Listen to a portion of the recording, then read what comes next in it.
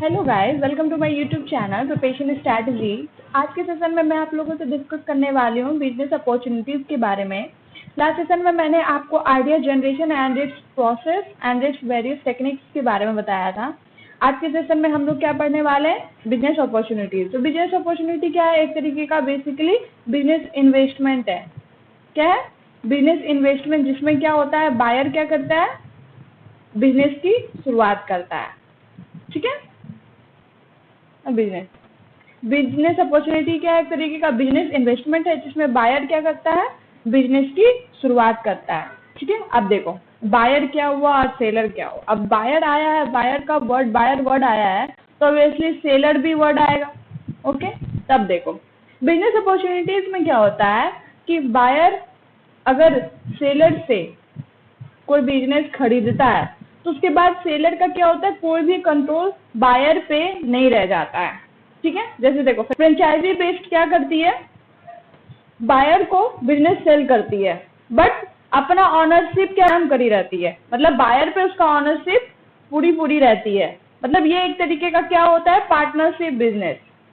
ठीक है, बायर कुछ भी अगर डिसीजन लेगा बिजनेस से रिलेटेड तो उसको सबसे पहले क्या करना होगा, सेलर से क्या करना पड़ेगा, परमिशन लेना पड़ेगा। ठीक है, मतलब क्या होता है, फ्रेंचाइजी बेस्ड बिजनेस अपॉर्चुनिटीज में सेलर की पूरी ऑनरशिप बनी रहती है। ठीक है, और बायर हमेशा क्या करता है, कोई भी डिसीजन लेता है या कोई भी एक्टिविटी बिजनेस से रिलेटेड अगर वो करता है तो उसको परमिशन किससे लेनी होती है, सेलर से लेनी होती है। ठीक है, बट बिजनेस अपॉर्चुनिटीज में ऐसा कुछ नहीं होता। अगर एक बार सेलर ने बिजनेस बायर को बेच दिया, उसके बाद उसकी कोई कंट्रोल नहीं रह जाती है, पूरी की पूरी ऑनरशिप आप किसके पास आ गई, बायर के पास आ गई। ठीक है, अब देखो तीसरा पॉइंट क्या कह रहा है, in most business opportunity program there is no continue relation between seller and buyer after the sale. देखो इस तरीके के बिजनेस अपॉर्चुनिटी प्रोग्राम में क्या हो जाता है, कोई भी रिलेशनशिप बायर और सेलर के बीच में नहीं रह जाता है। ठीक है, ये फिर क्या हो जाता है, ये फ्रीली अपना काम करते हैं। बायर क्या करते हैं, फ्रीली अपना काम करते हैं। अब देखो एक लास्ट पॉइंट क्या है, although business opportunity offer less support than franchisee, one could thrive one freedom it provide। मतलब बिजनेस अपॉर्चुनिटी को इसलिए कम सपोर्ट किया जाता है, फ्रेंचाइजी को ज्यादा सपोर्ट किया जाता है, वो इस वजह से क्योंकि आप किसी को भी अगर फ्रीडम देते हो ना तो वो उसके पास मौका हो जाता है, अपॉर्चुनिटी हो जाती है क्या करने की, फ्रीडम होने की और आगे बढ़ने की, क्या की, आगे ग्रोथ डेवलप करने की उसके पास क्या हो जाती है, अपॉर्चुनिटीज आती है। तो इसलिए लोग क्या करते हैं, बिजनेस अपॉर्चुनिटीज को कम क्या करते हैं, सपोर्ट करते हैं। फ्रेंचाइजी बेस को इसलिए ज्यादा सपोर्ट लोग करते हैं क्योंकि इसमें ऑनरशिप बनी हुई रहती है। जो भी बायर डिसीजन लेगा वो सेलर के अंडर में रह के काम करेगा। ये एक तरीके की पार्टनरशिप वाली बिजनेस होती है। लेकिन बिजनेस अपॉर्चुनिटीज में ऐसा कुछ नहीं होता। बायर की खुद की, जब सेलर ने एक बार बायर को बेच दिया तो बायर की खुद की ऑनरशिप होती है, फिर वो फ्री हो जाता है अपने बिजनेस में कुछ भी चेंज करने के लिए। और अगर आप किसी को एक बार फ्रीडम दे दो तो उसकी ग्रोथ बढ़ने की चांसेस बढ़ जाती है। तो कोई भी सेलर ये कभी नहीं चाहेगा कि उसकी बिजनेस जिसने किसी को बेचा है, अब वो बेचेगा कब, वो पूरी तरीके से बिजनेस कब बेचेगा, जब वो नुकसान में होगा। तो जब वो बायर को बेचता है, वो देखता है कि बायर प्रॉफिटेबल हो गया है, तो सेलर ये चीजें नहीं चाहेगा कभी भी। तो इसलिए बिजनेस अपॉर्चुनिटीज को बहुत कम सपोर्ट मिलता है, अनलाइक फ्रेंचाइजी। ओके, अब देखो इसके कैरेक्टरिस्टिक क्या होते हैं। Characteristics of good business opportunities, मतलब आप ऐसी बिजनेस अपॉर्चुनिटी ढूंढो जिसमें आपके फायदे हैं। ठीक है, उसके कौन कौन से कैरेक्टर्स होंगे, पहला स्केलेबिलिटी। इसमें क्या होता है कि आप एक ऐसे बिजनेस को ढूंढो जिसकी ग्रोथ बहुत तेजी से हो। ठीक है, इसे ही क्या कहते हैं, स्केलेबिलिटी कहते हैं। दूसरा देखो, क्रिएट इंटेलेक्चुअल प्रॉपर्टी। मतलब आपको एक ऐसा बिजनेस कॉन्स्टेंटली जनरेट करते रहना है जिसकी कोई मार्केट वैल्यू हो। ठीक है, जिसकी मार्केट में डिमांड हो, जिसको आप बाद में क्या कर सको, बेच सको, या फिर उसको क्या बना सको, लीगलेबल बना सको। ओके, तीसरा देखो पैशन क्या कहते हैं, working on something you love. मतलब आप जो चाहते हो, जिसपे आपका इंटरेस्ट है, अगर वो आप काम करोगे ना तो उसमें क्या होगा, आपको ग्रोथ मिलने के चांसेस बढ़ जाते हैं। ठीक है, बढ़ जाते हैं। क्यों? क्योंकि उसमें आपका इंटरेस्ट है, उसमें आप बिजनेस की उसकी बिजनेस की शुरुआत से लेके उसके रनिंग अब तक आपकी इंटरेस्ट क्या होती है, पूरे होल प्रोसेस में बनी रहती है। आप कभी भी डिमोटिवेट नहीं होते हो, आपकी सेल्फ कॉन्फिडेंस बनी रहती है। तो ठीक है, अब देखो low startup cost. Low startup cost, having a low startup cost means you can use your money. मतलब लो स्टार्टअप कॉस्ट का मतलब क्या होता है कि आप अपनी खुद की मनी या खुद का फंड क्या कर रहे हो, बिजनेस में इन्वेस्ट कर रहे हो। इससे क्या होता है, आपको रिस्क कम लेना पड़ता है। जैसे अगर आप किसी और से, इन्वेस्टर से आप मनी लोगे तो ऑब्वियसली वो आपसे, आपका बिजनेस प्रॉफिटेबल हो चाहे फिर नॉन प्रॉफिटेबल हो, आपको इन्वेस्टर को तो विथ इंटरेस्ट आपको पैसे तो लौटाने ही पड़ेंगे। तो वहां पर आपका क्या होता है, रिस्क ज्यादा होता है। अगर आप खुद का इन्वेस्ट करके अपना खुद का बिजनेस स्टेबल करते हो, उसमें आपकी क्या होती है, रिस्क कम होती है। और जब आप खुद का मनी इन्वेस्ट कर रहे हो ना, तो छोटे बिजनेस स्टार्टअप आप करो, इसमें क्या होगी, आपकी क्या होगी, ग्रोथ भी बनी रहेगी और फिर जो भी प्रॉफिट आएगा उससे आप क्या करोगे, अपने बिजनेस या ऑर्गेनाइजेशन या एंटरप्राइज को क्या दिला सकते हो, ग्रोथ दिलवा सकते हो। ठीक है, अब देखो एक है specific market. Find a market place where your business can grow more efficiently. मतलब आपको एक ऐसा आइडियल मार्केट ढूंढना है जिसमें आपका क्या हो, बिजनेस बहुत तेजी से ग्रो करे। ठीक है, अब देखो लास्ट है making long term clients. Long term clients, इसमें क्या होता है कि आपको हमेशा कंज्यूमर से अपना रिलेशन या क्लाइंट से अपना रिलेशन मेंटेन करके रखना है, बनाए रखना है।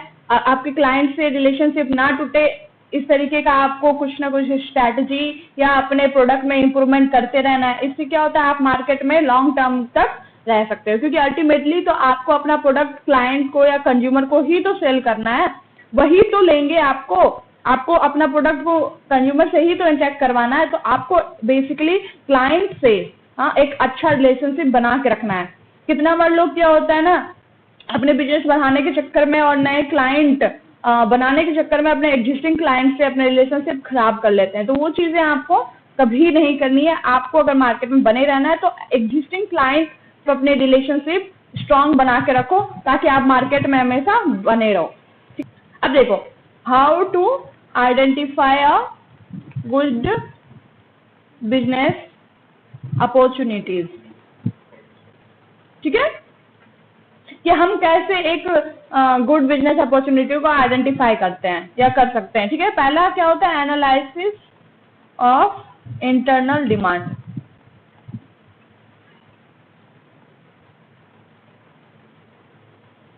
ठीक है, क्या करें, बिजनेस अपॉर्चुनिटी में be identify by assessment of internal demand of existing and propose product as to what will be the possibility of future demand. देखो इसमें क्या होता है कि आप जो भी प्रोडक्ट बना रहे हो या जो आप प्रोडक्ट अभी बेच रहे हो या फिर फ्यूचर में उससे रिलेटेड कौन सी डिमांड आने वाली है, उसका आपको क्या होना चाहिए, इंटरनल नॉलेज होनी चाहिए।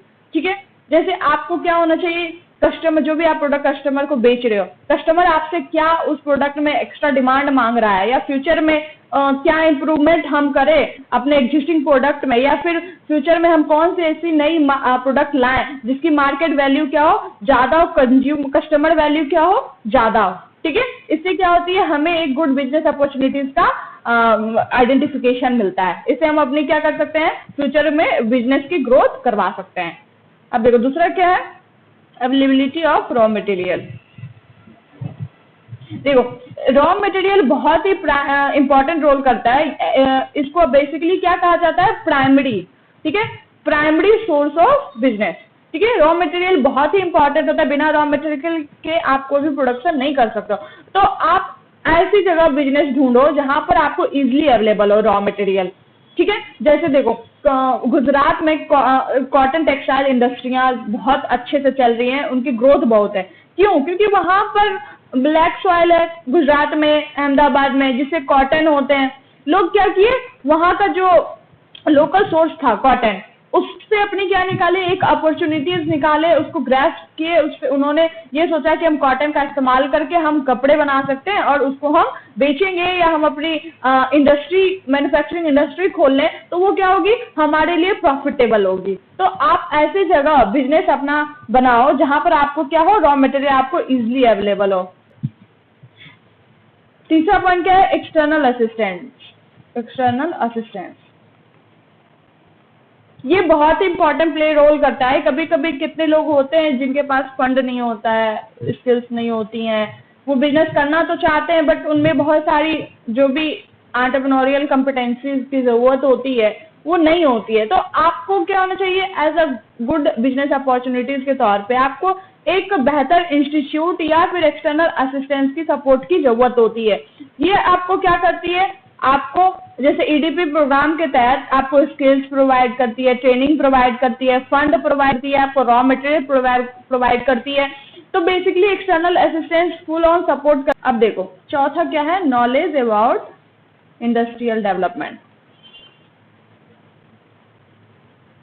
देखो इसका मतलब क्या होता है, आपको अगर इंडस्ट्रियल बेस्ड बिजनेस अपना खोलना है, ठीक है, अगर आपको इंडस्ट्री खोलनी है तो आप एक प्रॉपर इन्वायरमेंट देखो, ठीक है। आपको क्या करना चाहिए, एक प्रॉपर इन्वायरमेंट देखना चाहिए कि कौन से पर्टिकुलर इन्वायरमेंट के लिए कौन सा पर्टिकुलर इंडस्ट्री सुटेबल होगा।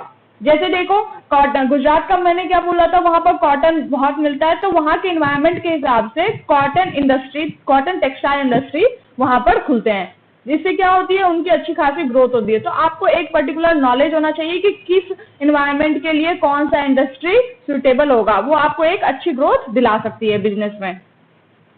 अब देखो इंटरनल सोर्सेज, देखो आप कोई भी आप बिजनेस अगर स्टार्ट कर रहे हो तो सारा पैसा आप इन्वेस्टर से ही तो नहीं लोगे ना, वो सारा पैसा आपको देगा भी नहीं। तो आपकी खुद की भी इंटरनल सोर्सेज आपकी क्या होनी चाहिए, जो कि प्राइमरी सोर्स होती है वो होती है कैपिटल, तो वो आपके पास क्या होनी चाहिए, वो अवेलेबल होना चाहिए। अगर आपके पास एक प्रॉपर अमाउंट में कैपिटल है या फिर इंटरनल सोर्सेज में मतलब स्किल्स है, आपके पास अच्छी खासी मैनेजमेंट स्किल है, तो ये सब चीजें अगर आपके पास है तो ये भी आपके बिजनेस अपॉर्चुनिटीज में हेल्प करती है, आपके बिजनेस अपॉर्चुनिटी की आइडेंटिफिकेशन में आपको हेल्प करती है। आप ये डिसाइड करते हो कि आपके पास जितना आपके पास कैपिटल है, जो स्किल्स है, उसके बेसिस पे आप क्या करते हो, अपने लिए अच्छी बिजनेस अपॉर्चुनिटी की आइडेंटिफिकेशन कर लेते हो, ठीक है।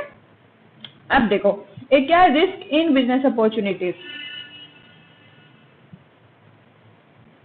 देखो कोई भी बिजनेस आप स्टार्ट करो, चाहे छोटा करो चाहे बड़े स्तर पे करो, आपको रिस्क तो हर बिजनेस में होता ही होता है, क्योंकि जरूरी नहीं है कि आप बिजनेस खोल रहे हो तो उसमें आपको प्रॉफिट ही होगा या फिर नुकसान ही होगा। कभी कभी ऐसा भी होता है, इन्वायरमेंट भी आपके बिजनेस पे अफेक्ट करता है, जैसे लॉकडाउन ऑफ जो भी ग्रोसरी शॉप थे, जो भी कपड़े की शॉप थे या क्लॉथ के मैन्युफैक्चरिंग टेक्सटाइल थी, वो सारी क्या हो गई, उस पर इफेक्ट इन्वायरमेंट, लॉकडाउन का इन्वायरमेंट आपके इंडस्ट्री पे, आपके मैन्युफैक्चरिंग पे आपको इफेक्ट डाली, क्योंकि सारी चीजें बंद थी। अब जब कंज्यूमर खरीदेगा ही नहीं तो फिर मैन्युफैक्चर कैसे होगा, मैन्युफैक्चर होगा भी तो जब कंज्यूमर ले ही नहीं रहा है तो वो तो वेस्ट हो जाएगा, वो तो नुकसान में ही जाएगा ना मैन्युफैक्चरर।